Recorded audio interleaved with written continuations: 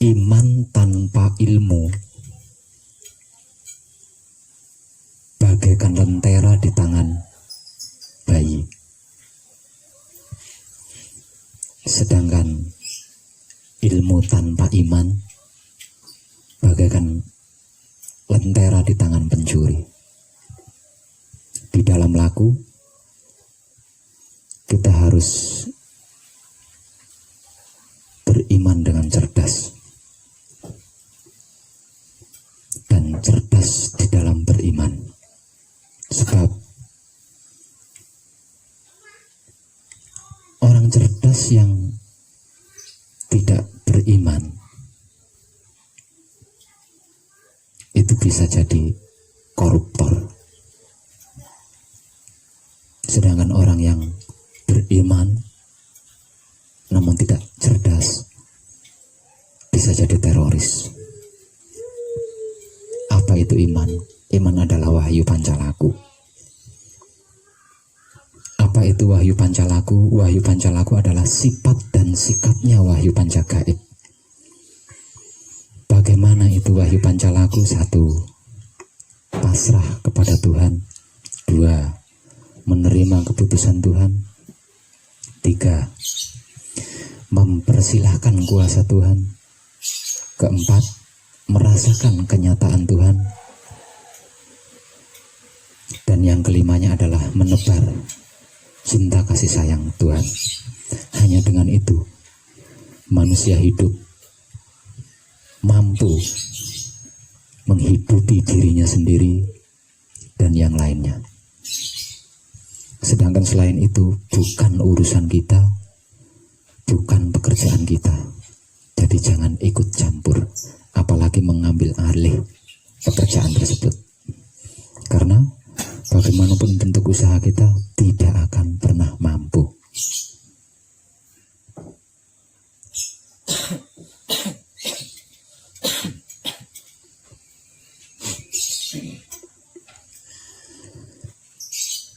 Ilmu pengertian, ilmu pemahaman, dan ilmu pengetahuan yang lahir dari sebuah pengalaman yang dialami sendiri di TKP itu sangat penting. Karena dengan itu kita bisa berbicara tentang apapun.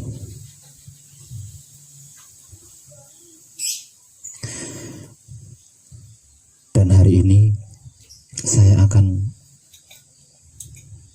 mengajarkan sebuah ilmu pengetahuan yang tidak banyak dimiliki oleh orang pada umumnya, yaitu tentang menembus alam gaib,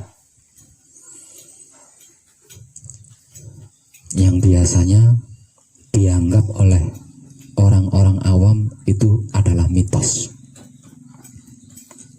Sedangkan anggapan bagi orang-orang yang cerdas tapi tidak beriman, atau sebaliknya beriman tapi tidak cerdas, itu dianggap sebuah tahayul.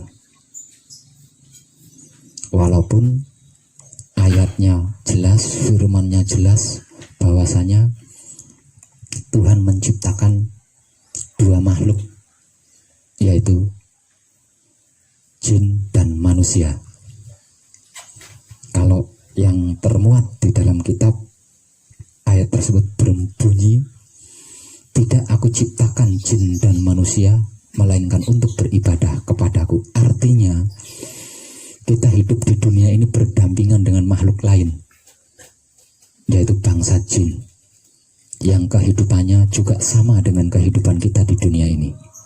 Jadi percaya tidak percaya, makhluk lain itu ada. Dan hari ini saya akan memberikan bukti kepada panjenengan tentang makhluk lain selain manusia hidup. Tapi pelajaran ini hanya saya peruntukkan untuk kadang saya yang masih bujang, yang belum punya tanggung jawab keluarga di rumah. Kenapa kok pilih kasih bukan pilih kasih? Mereka yang belum punya tanggung jawab keluarga di rumah memiliki kemungkinan besar jika sewaktu-waktu saya tunjuk untuk menggantikan saya di Gubuk Jenggolo Manik ketika saya memiliki kepentingan yang mengharuskan saya keluar.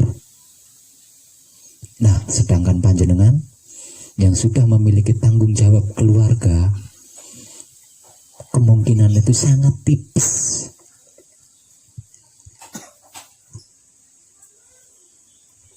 Jadi jangan iri.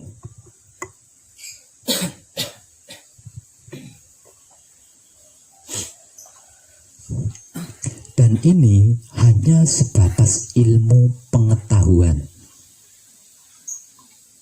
agar supaya kita bisa berbicara sesuai pengetahuan pribadi, bukan katanya siapapun, bukan katanya apapun.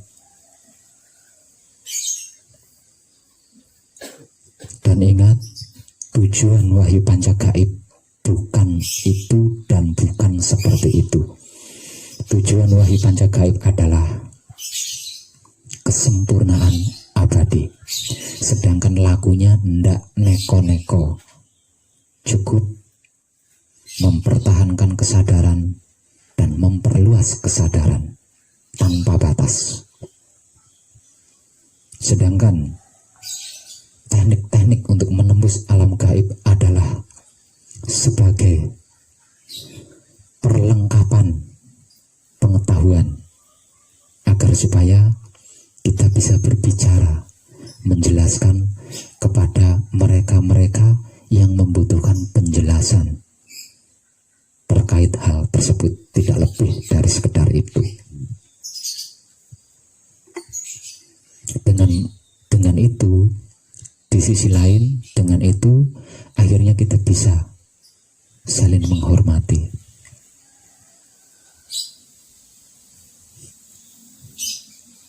Antara kita dan makhluk lain yang tidak kasat mata oleh kita.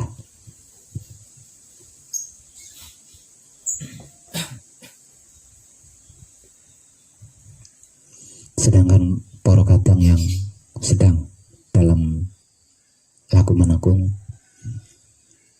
tetap berjuang sesuai motivasi yang sudah saya informasikan.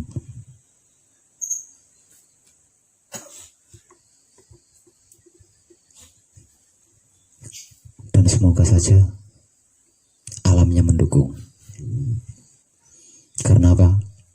Karena yang akan saya jadikan media adalah seorang ratu dari bangsa jin, bukan jin sembarangan.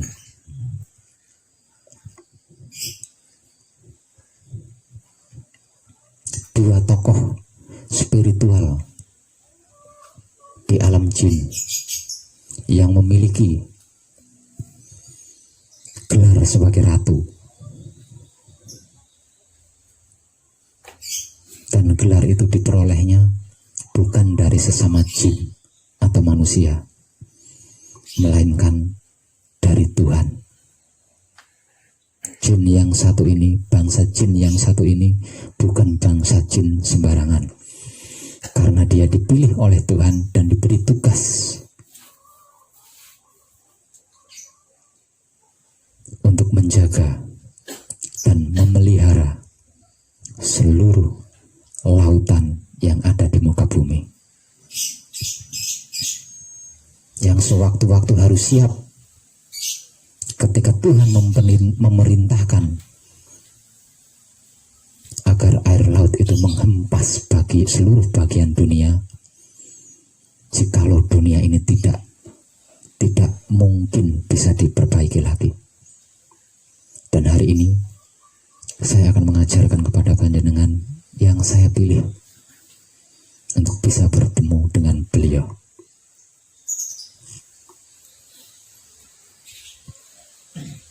Pelajaran awal, saya akan mengajarkan kepada panjenengan cara menemui, cara mengundang, ya, bukan cara menemui, tapi cara mengundang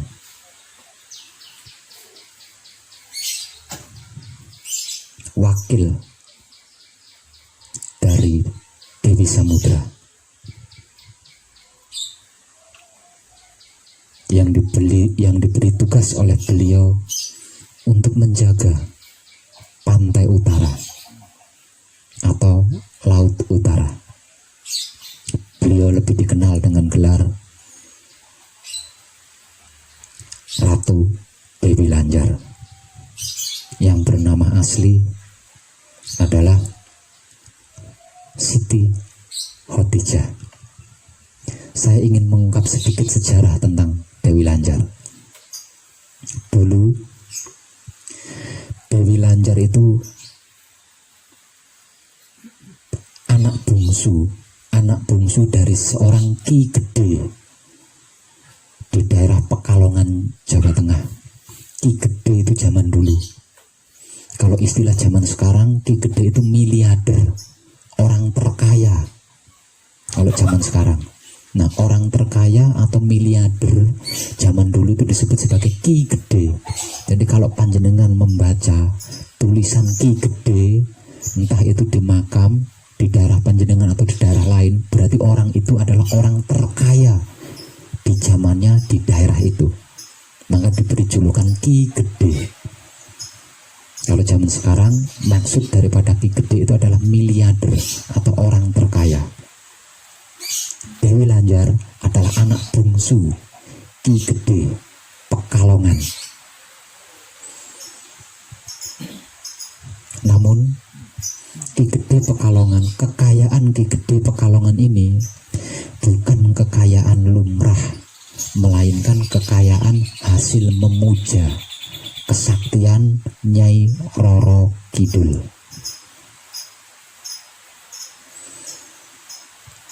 Demi untuk sebuah kekayaan agar dihormati dan bisa melakukan apapun dengan leluasa, Ki Gede ini mengorbankan seluruh keluarganya.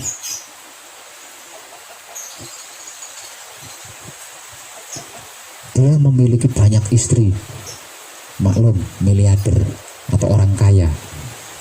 Namun tujuannya menikahi banyak wanita itu bukan untuk sebatas dijadikan istri, melainkan sebagai calon tumbal kekayaannya.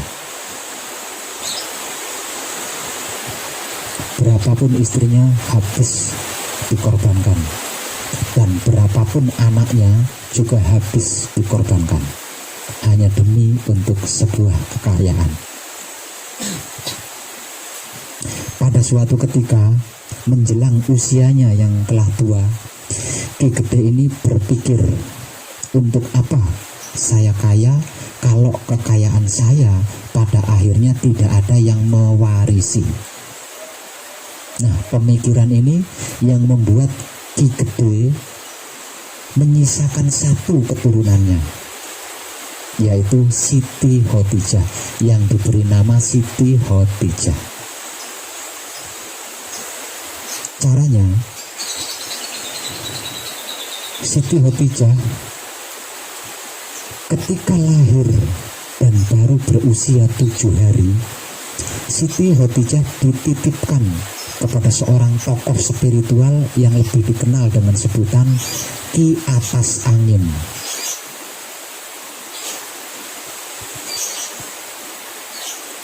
Sedangkan ibu daripada Siti Khotijah setelah seminggu melahirkan, karena anak yang hendak dijadikan korban disembunyikan, maka yang diserahkan sebagai korban berikutnya adalah ibu kandungnya Siti Khotijah.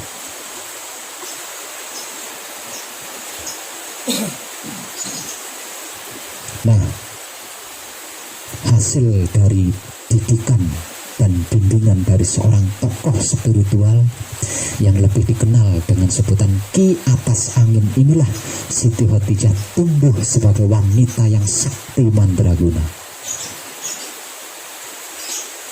Di samping itu Siti Khotijah juga dididik tentang ilmu-ilmu agama Islam.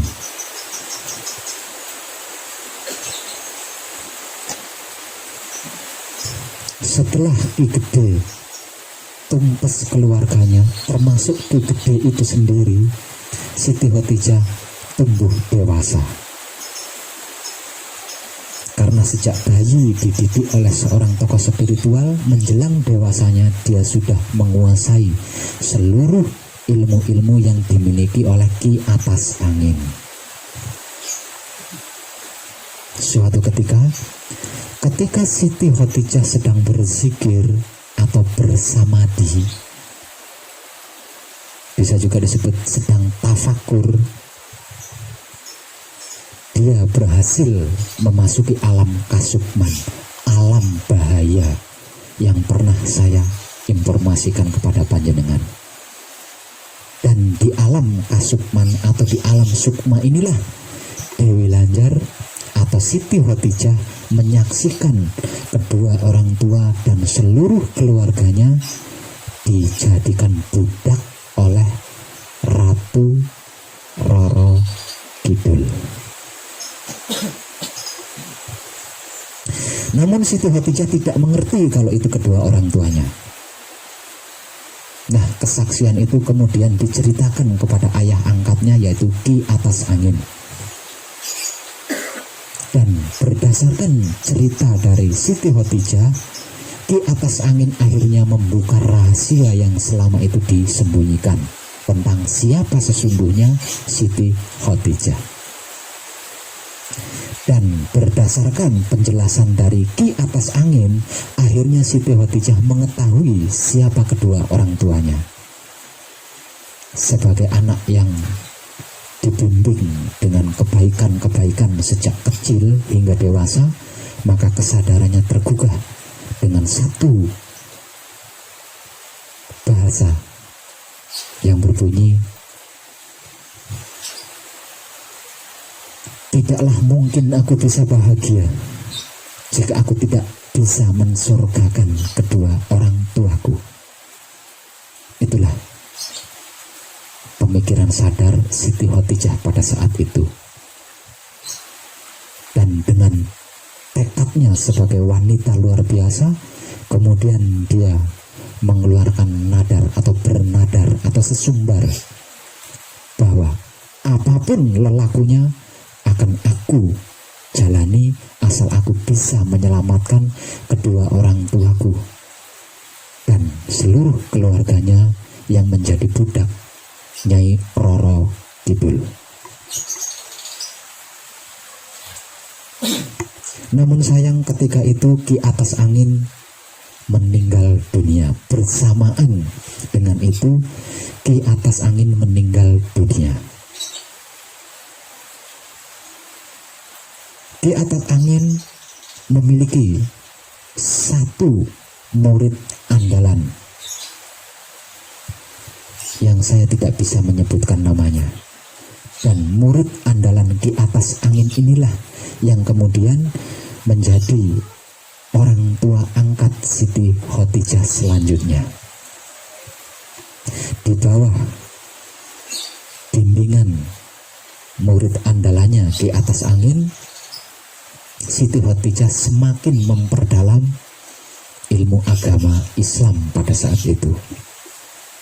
Namun Siti Khotijah tidak bisa konsentrasi karena di setiap waktu dia selalu kepikiran tentang kedua orang tuanya yang hampir setiap saat disiksa sebagai budaknya Nyai Roro Kidul.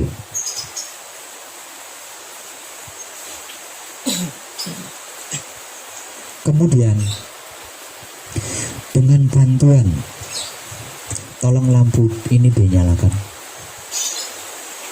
Dengan bantuan murid andalan Ki Atas Angin, Siti Khotijah melakukan tapa brata. Entos pora gue.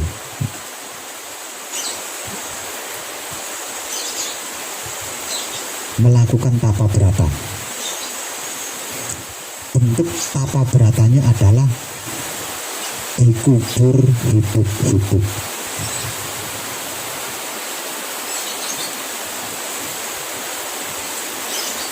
Demi menyelamatkan kedua orang tuanya beserta seluruh keluarganya Siti Khadijah menjalani tapa pendem atau dikubur hidup-hidup sampai apa yang menjadi keinginannya terkabul.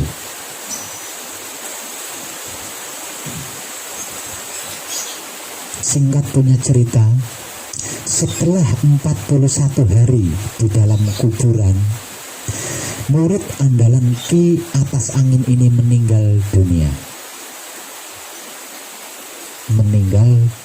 Sehingganya Siti Khadijah yang ada di dalam kuburan dengan misi bertapa ini tidak ada yang mengetahui. Sehingganya selama-lamanya lah Siti Khadijah berada di dalam tapa pendem atau kuburan tersebut. Singkat punya cerita, karena Siti Khadijah di dalam tanah itu bukan sebagai mayat, melainkan sebagai manusia hidup yang sedang bertapa, maka dia berhasil mencapai spiritual tingkat tinggi. Nah, dengan spiritual tingkat tinggi itu, Siti Khadijah mampu menembus keraton, tempat di mana Nyai Roro Kidul berkuasa.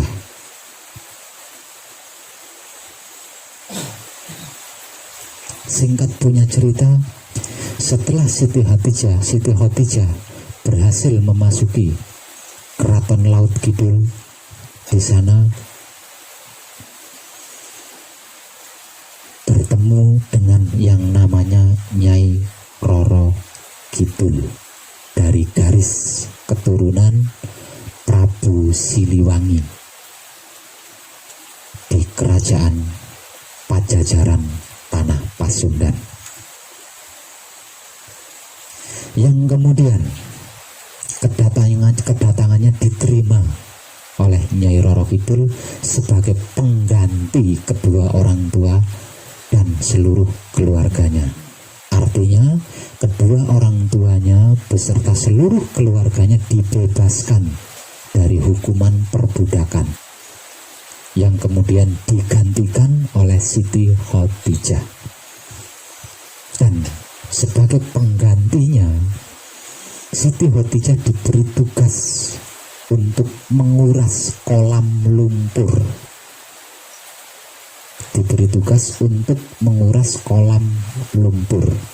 Dan diberi janji, jika kamu bisa menguras seluruh lumpur yang ada di kolam itu, maka perbudakanmu akan aku ampuni. Kemudian tiada berhenti. Di setiap saat Siti Khadijah berusaha menguras lumpur dari dalam kolam. Namun bertahun-tahun kolam itu tidak pernah kering lumpurnya. Suatu ketika Siti Khadijah merasa kelelahan. Kemudian dia duduk di atas pinggiran kolam tersebut. Dan tepat di mana Siti Khadijah duduk, di situ Siti Khadijah melihat ada lubang yang menjadikan lumpur yang dia kuras itu kembali lagi ke tempatnya semula. Jadi ternyata di pembatas kolam itu ada lubangnya, sehingga setiap lumpur yang dia ambil dan dia buang ke kolam sebelah itu kembali ke tempatnya semula melalui lubang di pembatas kolam tersebut. Dan itu berada tepat di mana Siti Khadijah duduk beristirahat. Mengetahui itu, Siti Khadijah istighfar, astagfirullahaladzim. Ternyata ini yang membuat kolam lumpur ini tidak pernah kering saya kuras. Istighfarnya seorang wanita luar biasa. sehingganya menjadikan Kedaton Siti Hinggil Laut Kidul bergetar. Beda dengan istighfarnya kita. Kita beristighfar semiliar kali kentut yang keluar. Tapi istighfarnya Siti Khotijah mampu menggetarkan Kedaton Siti Hinggil Laut Kidul, sehingganya apapun yang ada di Kedaton itu jatuh berantakan. Bangkitlah Kanjeng Ibu Agung Sekar Jagat Wijaya Kusuma, yang lebih dikenal dengan sebutan Dewi Samudra, dari singgasananya menuju keraton Nyai Roro Kidul, karena getaran itu berpusat dari keratonnya Nyai Roro Kidul. Nyai Roro Kidul adalah senopati-senopatinya Dewi Samudra. Ada 4 senopati yang bergelar sama, yaitu Nyai Roro Kidul. 1 bertugas di pantai Pasundan, 2 bertugas di pantai Jawa, yang ketiga bertugas di pantai timur, dan yang keempat bertugas di wilayah pantai Pulau Bali. Dan keempatnya itu adalah senopati Dewi Samudra dan bergelar sama, Nyai Roro Kidul. Jadi berbeda antara Nyai Roro Kidul dengan Dewi Samudra, itu berbeda. Kalau Nyai Roro Kidul itu adalah senopatinya Dewi Samudra, tapi kalau Dewi Samudra itu setara dengan nabi yang diutus oleh Tuhan untuk menjaga seluruh laut yang ada di muka bumi. Ada 2 utusan Tuhan yang diberi tugas menjaga air. 1 adalah Kanjeng Ibu Ratu Sekar Jagat Wijaya Kusuma, yang tak lain adalah keturunan dari Ratu Bilqis ketika bersuami dengan Nabi Sulaiman. Dan yang kedua adalah Khidir. Dewi Samudra hanya diberi tugas untuk menjaga lautan, sedangkan Khidir diberi tugas untuk menjaga seluruh air. Bukan hanya laut, tapi seluruh air, seluruh mata air. Jika samudra itu memiliki mata air, maka yang menjaga adalah Khidir. Jika di darat ada mata air, maka yang menjaga mata air itu adalah Khidir. Tapi kalau Dewi Samudra hanya laut.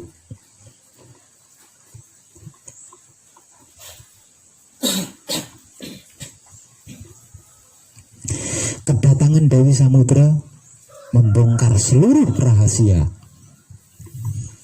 yang selama itu dilakukan oleh Nyai Roro Kidul, Nyai Roro Kidul di tempat tugasnya masing-masing, sehingganya menjadikan Dewi Samudra murka dan berwanti-wanti untuk menghentikan kebiasaan-kebiasaan mereka berempat melayani manusia-manusia konyol yang malas kerja.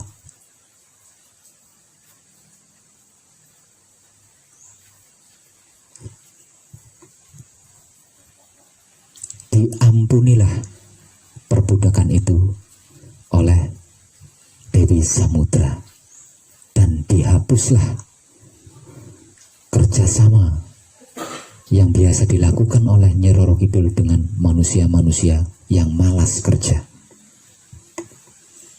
Kemudian Siti Khotijah dibawa masuk ke dalam Kedaton Siti Hinggil Laut Kidul, di mana Kanjeng Ibu Agung Sekar Jagat Wijaya Kusuma bertahta. Dan di sana Siti Khotijah diangkat untuk menjadi wakilnya dan diberi tugas menjaga laut utara Jawa dengan gelar Ratu Dewi Lanjar.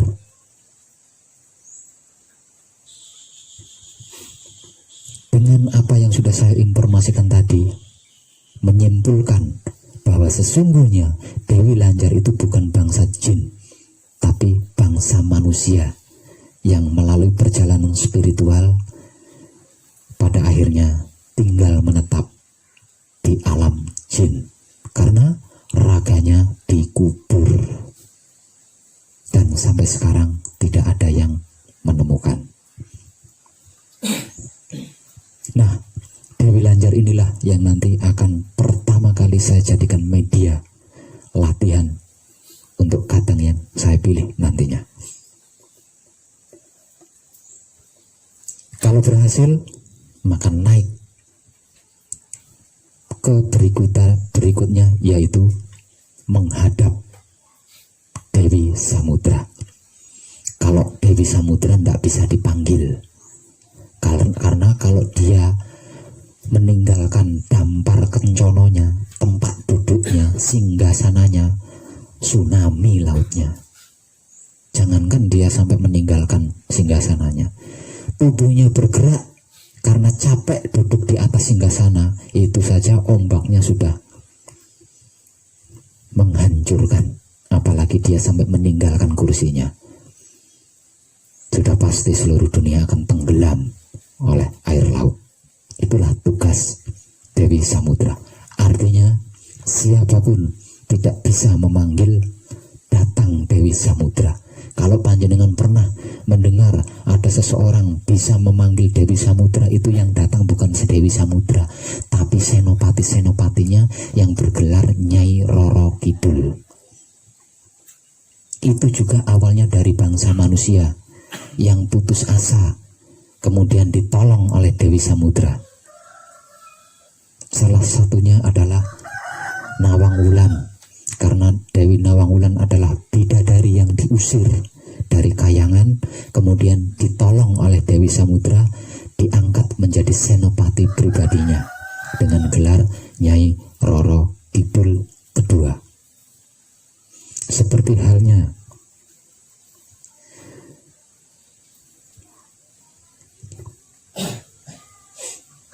putri tersia-sia dari Pajajaran,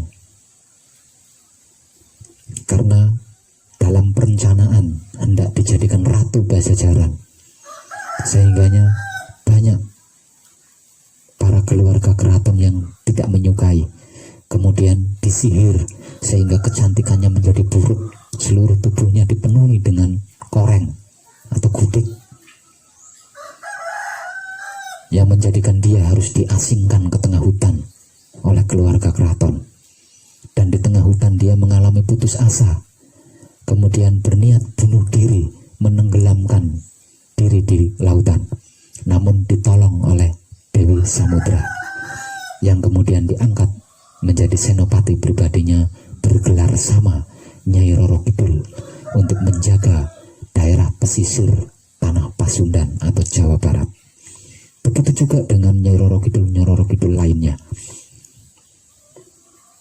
Nah, itulah yang bisa diundang oleh orang-orang sakti dan diajak melakukan kerjasama perkara duniawi. Jadi kalau panjenengan di dalam praktek nanti mampu mengundang datang Siti Khotijah yang bergelar Dewi Lanjar, maka selanjutnya, praktek selanjutnya, saya akan mengajarkan cara menembus alam gaib. Dan alam gaib yang nantinya akan kita tembus bukan alam gaib sembarangan, melainkan Kedaton Siti Hinggil Laut Kidul, di mana seorang nabi wanita yang sedang menjalankan tugasnya menjaga lautan. Kenapa dua tokoh ini yang saya pilih? Karena dua tokoh ini adalah kadang kita, juga putra Romo. Jadi Dewi Lanjar dan Dewi Samudra bukan hanya sakti di alam jin dan di alam manusia, tapi beliau berdua juga kadang kita. Artinya juga menjalankan wahyu panca gaib menggunakan sifat dan sikapnya wahyu pancagaib itu sendiri, yaitu wahyu pancalaku. Itulah alasannya kenapa saya menggunakan target dua tokoh ini, karena ini tidak membahayakan, sebab mereka berdua adalah kadang kita.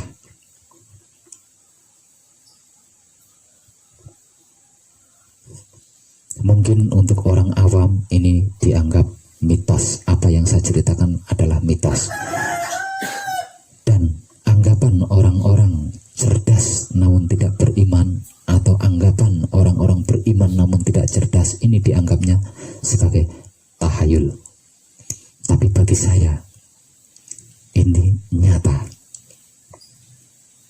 dan kenyataannya akan saya ajarkan kepada panjenengan yang nanti saya pilih, agar supaya panjenengan bisa bicara tentang ini.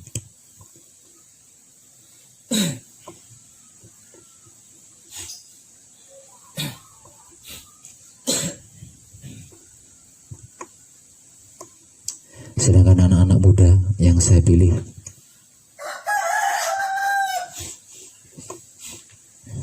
Safik ya, bule, namanya Entis Sutrisna, tapi dia lebih akrab dipanggil bule karena dia keturunan Londo.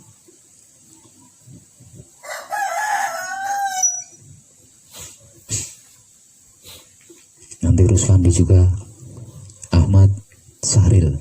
Sini sitok iki neng ndi pingitan banget, ora ketok irunge. Yang satu nanti Widi.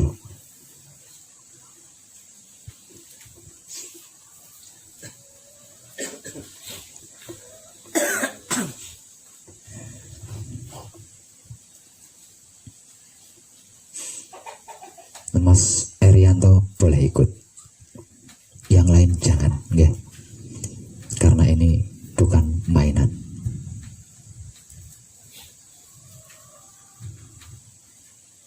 Seperti Mas Nur, nggak perlu, nggak, nggak perlu.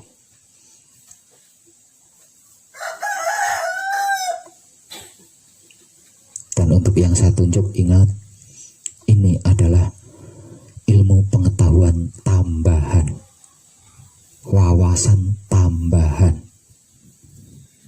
bukan tujuan. Wahyu pancagaib bukan untuk itu.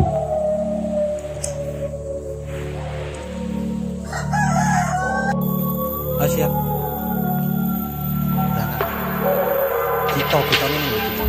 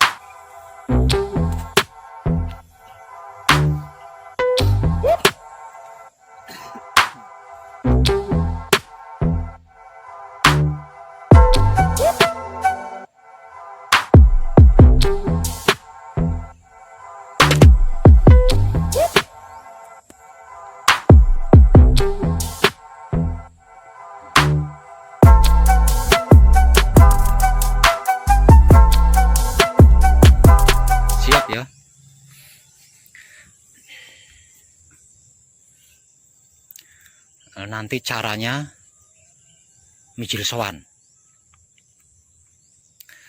Langkah awal Palunggo Jati. Setelah Palunggo Jati dilanjut ke Patrap Mijil, lalu melakukan mijil sowan.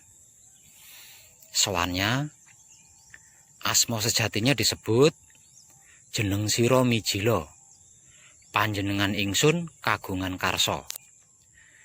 Arsa sowan ing ngarsane Siti Hotijah ingkang asma gelar Dewi Lanjar. Reksanen murih kelaksanan kang dadi sediane kanthi teguh rahayu slamet. Dilanjut ke Patrap Paweling, lalu membaca Paweling 3 kali. Lanjut lagi ke Patrap Kunci, baca kunci 7 kali. Kemudian turunkan tangan di posisi yang paling nyaman. Setelah tangan sudah terposisikan nyaman, lalu dilanjut lagi membaca kunci. Tiada putus, artinya terus menerus membaca kunci dalam hati sembari bersamadi. Paham? Arsa sowan ing ngarsane Siti Hotijah, asma gelar Dewi Lanjar. Bisa ingat? Oke. Palunggo Jati, mijil sowan, paweling, kunci, tangannya turun, bersamadi. Di dalam samadi jangan putus membaca kunci terus, dan jangan menghentikan samadi kalau saya belum memberi tanda cukup.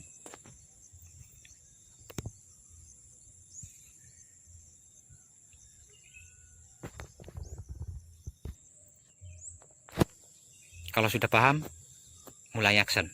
Saya akan merekam momen ini.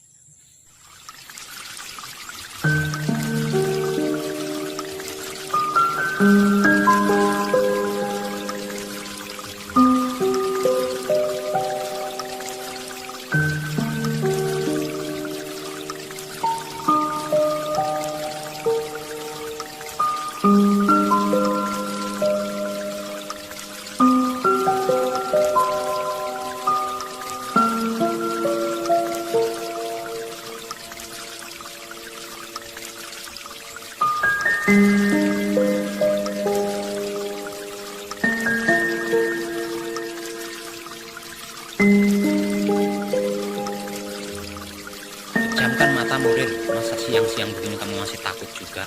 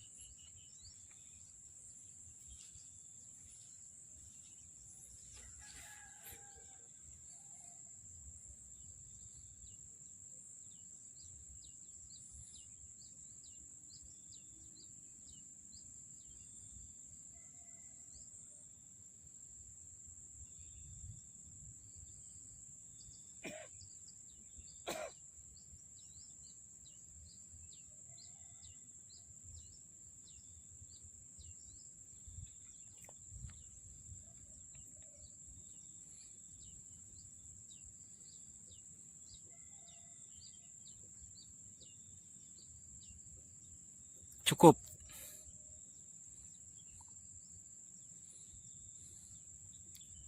Lakukan palungguh panutup.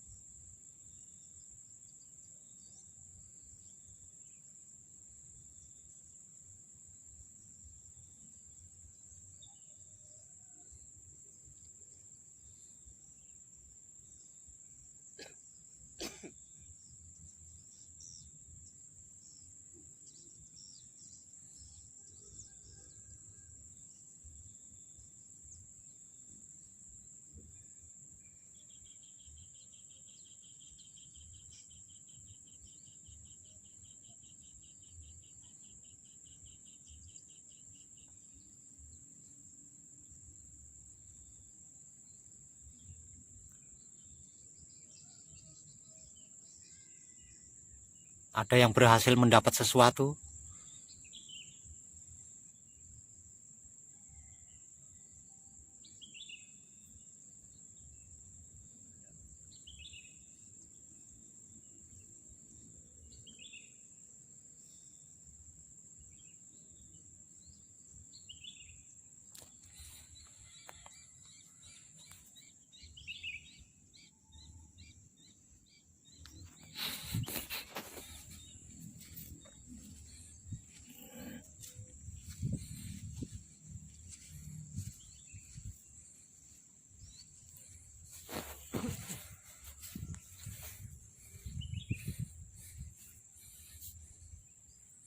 Ada yang mendapat sesuatu?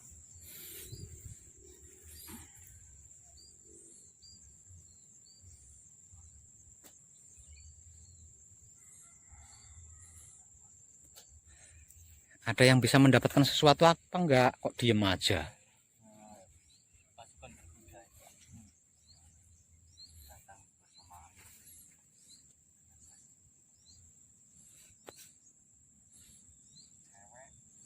Ada yang mendengar suara angin? Ada yang bisa mendengar suara kaki kuda? Ada yang bisa mendengar suara kereta datang?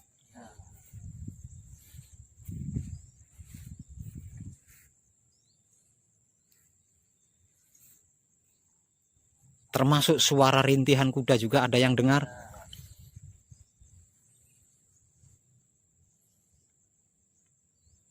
Pertanyaan saya terakhir, apa ada yang bisa menyaksikan, melihat?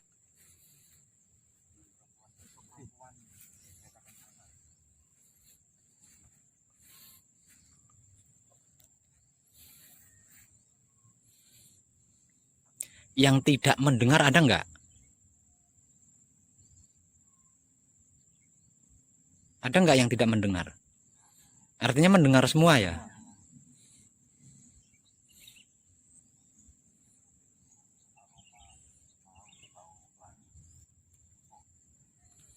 Bau wangi. Ada yang mendengar suara pesawat juga? Bersamaan.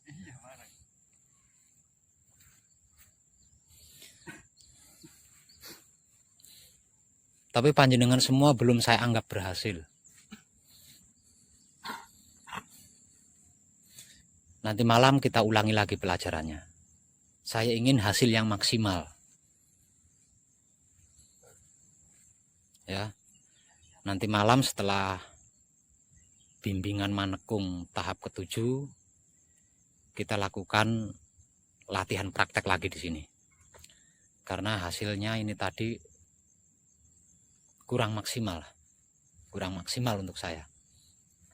Jadi harus diulang lagi nanti malam.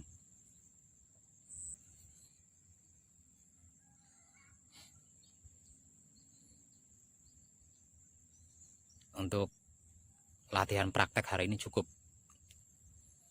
Kita kembali ke Pesanggerahan dan kita ulang malam nanti.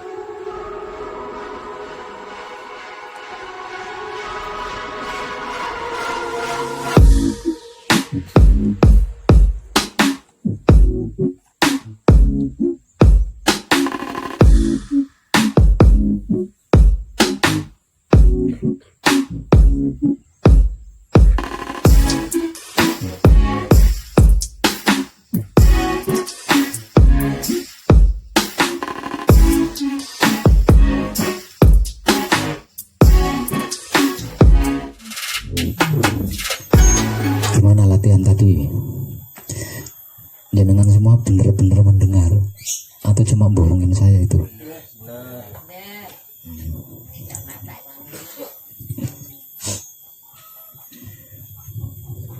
Termasuk bisa mendengar suara pesawat yang sedang melintas kan? Artinya jenengan mengalami itu dalam keadaan sadar. Bukti sadarnya panjenengan masih bisa mendengarkan suara pesawat yang sedang melintas. Itu buktinya kalau jenengan sadar. Tapi itu belum saya anggap maksimal. Hasilnya belum maksimal. Jadi saya minta nanti malam tetap siap untuk melakukan pelatihan ulang. Karena saya ingin hasilnya maksimal. Enggak seperti tadi.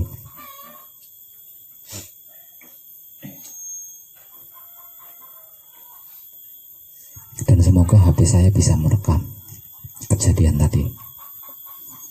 Kalau nggak bisa merekam, ya rekaman isi rekamannya mau ono sampean jublek tok. Nanti malam kita latihan lagi, mengulang. Kita mau kondi kita.